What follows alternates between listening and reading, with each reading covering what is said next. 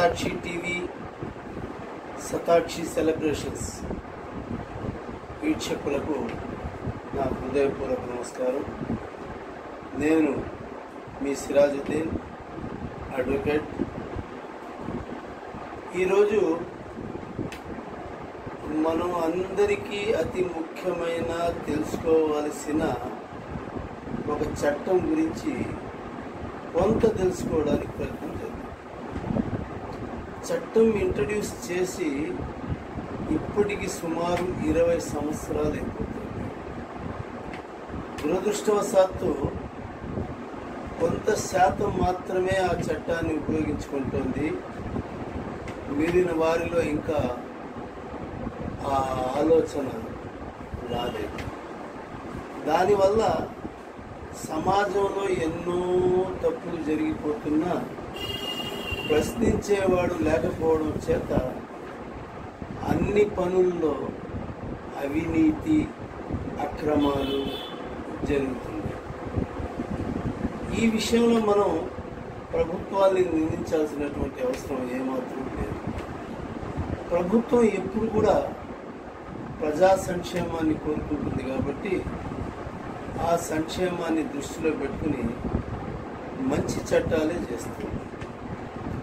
అలా చేయబడినటువంటి చట్టాలలో ఒక మంచి చట్టము పబ్లిక్ ఇన్ఫర్మేషన్ యాక్ట్. ఈ పబ్లిక్ ఇన్ఫర్మేషన్ యాక్ట్ని మన తెలుగులో సహజంగా మనం సమాచార హక్కు చట్టము అని పిలుస్తాం.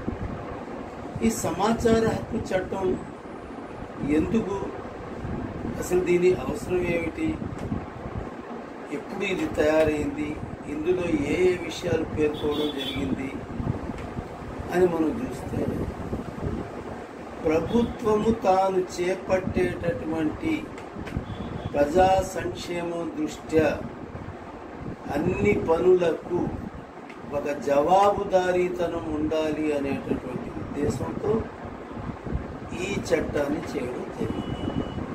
ఒక చిన్న ఉదాహరణ చెప్తాను. మీ గ్రామంలో రోడ్లు గుంతలుగా ఉండేవి. అలా ఉండినటువంటి గుంతల రోడ్డును మీరు సక్రమమైన రోడ్డుగా మార్చుకోదలుచుకున్నారు. దానికి గాను ప్రభుత్వానికి ఎన్నో అర్జీలు పెట్టుకున్నారు. చివరికి ప్రభుత్వం కూడా దిగి వచ్చింది. దానికి గాను కొంత డబ్బుల్ని కేటాయించింది, కాంట్రాక్టర్ని పిలిచింది, టెండర్లు వేసింది లేదా టెండర్లు పిలిచింది. అన్ని రకాల ప్రభుత్వ పరంగా చేయాల్సినటువంటి పనులు సక్రమంగానే ప్రారంభమయ్యాయి. సరే, ఒకరోజు నాటికి డబ్బులు కూడా రిలీజ్ అయినాయి, మెటీరియల్ వచ్చింది, రోడ్డు కూడా వేశారు, అయిపోయింది రోడ్డు అని అనుకున్నారు. దాని మీద రాకపోకలు, వెహికల్స్ నడవడాలు అన్నీ జరిగాయి. అనుకోకుండా ఒక 6 నెలల లోపల బయటే ఆ రోడ్డు కాస్త గుంతలమయం అయిపోయింది. మళ్ళీ రోడ్డు కాస్త నాసిరకంగా తయారైంది. అప్పుడు కానీ ప్రభుత్వ ధనము దుర్వినియోగం జరిగింది అనేటటువంటి ఆలోచన అందరికీ తెలియలేదు. రోడ్లు నాసిరకంగా తయారవడం, వాటి సేవలు చాలా అధ్వానంగా ఉండడం, ఆ పరిస్థితిని చూసి కొంతమంది యువకులు చాలా బాధపడ్డారు. కాంట్రాక్టర్ చేసినటువంటి మోసము వాళ్ళకి అర్థమైంది. అలా ఎందుకు జరిగింది, అతని మీద తీసుకోవాల్సినటువంటి చర్యలు ఏమిటి అని ఆలోచించారు. వాళ్ళకు తెలిసినటువంటి సమాచారం ప్రకారము ఒక చట్టం ఉందని, ఆ చట్టం యొక్క సహాయంతో అసలు ఆ రోడ్డు ఏమిటి, దానికి ఎస్టిమేషన్ ఏమిటి, ఆ కేటాయించబడినటువంటి అమౌంట్ ఎంత, అది అంతవరకు ఖచ్చితంగా ఉపయోగపడిందా లేక కాంట్రాక్టర్ స్వాహా చేశాడా అన్నది తెలుసుకోదలుచుకున్నారు, తెలుసుకోగలిగారు. ఆ చట్టమే రైట్ టు ఇన్ఫర్మేషన్ యాక్ట్. ఈ రైట్ టు ఇన్ఫర్మేషన్ యాక్ట్ అనేది 2005లో ప్రవేశపెట్టారు.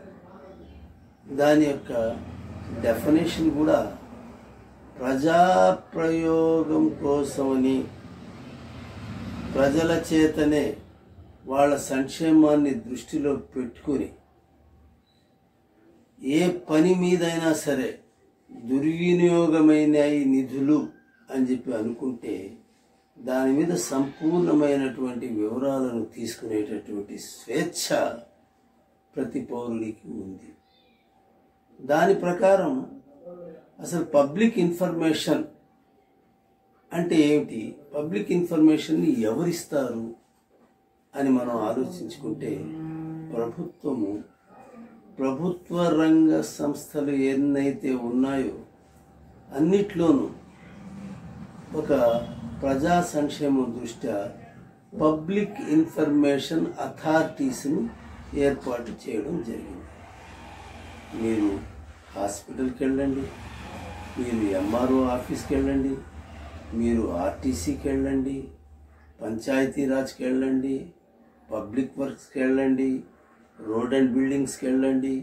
ఇలాంటి ప్రజల కోసమని చెప్పి ఏర్పాటు చేయబడినటువంటి పబ్లిక్ సంస్థలు ఏవైతే ఉన్నాయో అన్ని చోట్లలో ఈ ప్రజా సంబంధాల అధికారి, పబ్లిక్ రిలేషన్ ఆఫీసర్ అన్న ఒక పోస్టు, ఆ పోస్టు క్రింద ఒక అధికారి, ఆ అధికారికి కొన్ని బాధ్యతలు, ఆ బాధ్యతలకు చట్టపూర్వకమైనటువంటి రక్షణ కల్పించడం జరిగింది.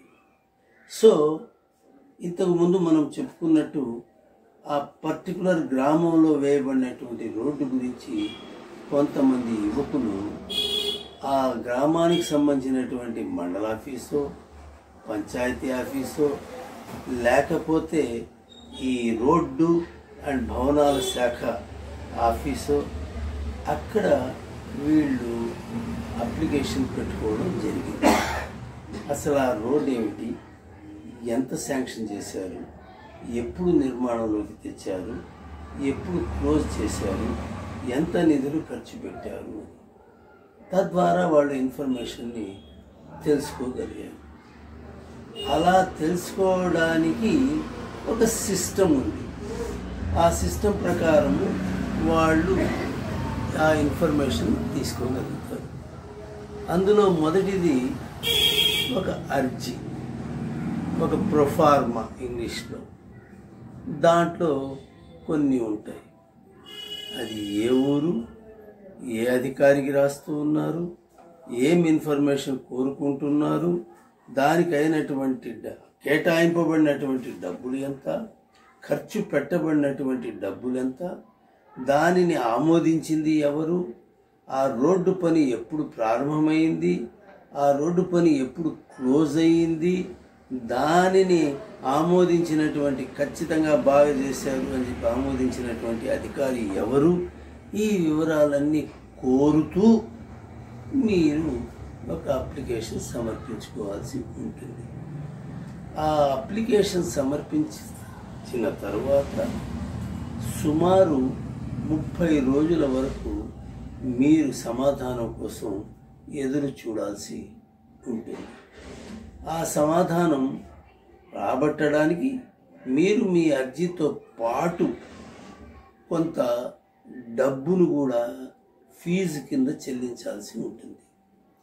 అది డబ్బు రూపంలో కాకుండా పోస్టల్ ఆర్డర్స్ రూపంలో 50 రూపాయలు, 100 రూపాయలు, 20 రూపాయలు మీరు అడిగేటటువంటి ఆ మెటీరియల్ ఎంత ఉంటుంది అనే దాని మీద మీరు ఆ పోస్టల్ ఆర్డర్స్ ఎన్క్లోజ్ చేసి పంపించాల్సినటువంటి పరిస్థితి.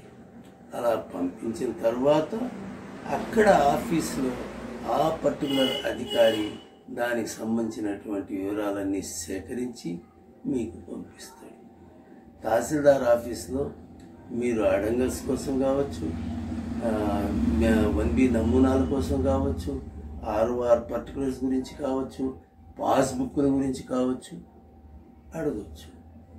ఆర్టీసీలో బస్సుల యొక్క సేవల గురించి మీరు అడగొచ్చు.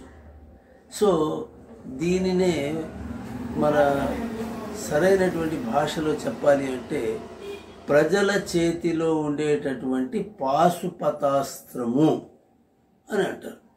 అంటే ఈ అస్త్రానికి ఎదురే లేదు. ఖచ్చితమైనటువంటి ఇన్ఫర్మేషన్ ఇవ్వాల్సిందే.